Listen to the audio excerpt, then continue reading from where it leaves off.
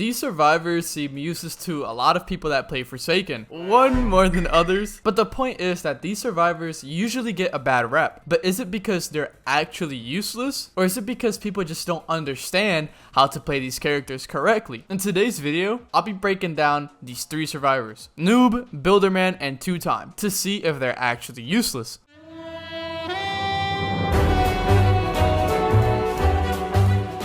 First on the list is our boy Noob. He's the character given to everyone as a beginner. And as a beginner, he definitely seems useless. But as you become more experienced, you realize Noob isn't actually useless. He's probably the best last man standing survivor you can have. Well, it's debatable between him and 007, but you get the point. All of his abilities are extremely useful. With a very good Noob on your team, you're almost guaranteed a win. And even going against a last man standing Noob is very annoying. Bloxy Cola gives you speed 1 for 10 seconds, which obviously will give you a really good advantage in chases or just keeping distance from the killer. On top of that, you have Ghost Burger, which not only makes you invisible, but makes you undetectable. The killer won't be able to see your aura. If it's a killer with minions, they won't be able to track you. The killer would just be wasting time trying to find you. And last but not least, you have Slate Skin Potion, which just turns your skin to literal rock, allowing you to tank the killer's attacks easily. Usually you want to use this in the last few seconds of the game to secure the win. When Noob is used correctly, he is a very annoying threat. So much so that if killers see that Noob is a good player and not a beginner, they will make sure to target him, or at least not make him the last man standing. To put it in perspective, I think most people would rather deal with one of the Sentinels as last man standing rather than a good Noob. With all this being said, Noob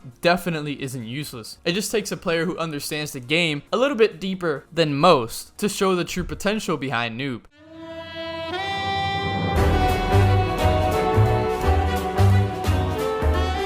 Next up is Builderman. I think people are finally realizing how overpowered Builderman low-key is. His abilities are simple. He can place down a singular turret at a time that attacks and slows down the killer. And he can place down a health dispenser that heals players over time. To some players, that doesn't seem good, because what they'll say is, well, the killer can just destroy the turret and the dispenser. It doesn't seem to help out. But that just shows you haven't seen a true Builderman do his magic. So even though that criticism might be partially true, what they're leaving out is the fact that the killer has to waste time hitting the turrets to destroy them. By the time the killer destroys the turrets, this gives other players the opportunity to run away and regenerate stamina, which can literally help so much to the point where these plays with Builderman can flip a situation to where everyone is about to die to saving everyone because he just bought time for everyone to regroup and get ready for the next chase. It gets even crazier when you consider there being 2 Buildermans. This is twice the time the killer has to waste destroying turrets and or dispensers. It doesn't even stop there. Things like dispensers and turrets basically have some sort of hit priority. For example, if Jason uses Gash and Wound near a dispenser, it's going to track onto the dispenser instead of the survivor. So for survivors, you can use the turret or dispensers to tank hits for you. Having a Builderman in your team is actually pretty advantageous, and when you're a killer, they can be your worst nightmare.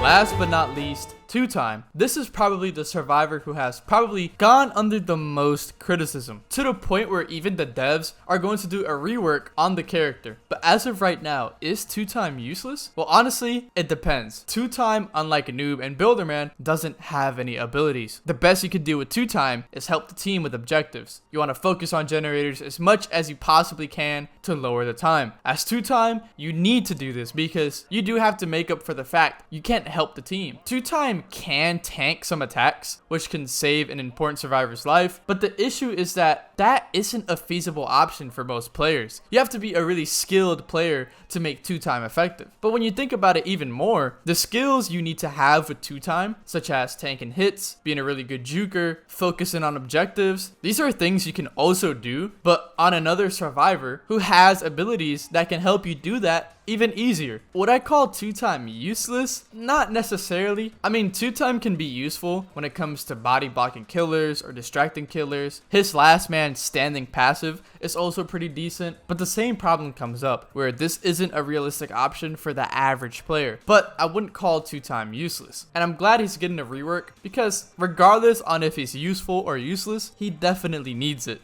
It wouldn't hurt at all. It'll just help balance his character. I'd like to know what you guys think about this in the comments, especially when it comes down to 2 time. Speaking about time, if you guys have already arrived at this point in the video, you should subscribe to the channel. Only 0.2% of people who watch my videos are actually subscribed. It helps the channel out a ton, and don't forget to like the video as well. So that tells me that you guys want to see more of this content. Thanks for watching, and I'll see you guys in the next one.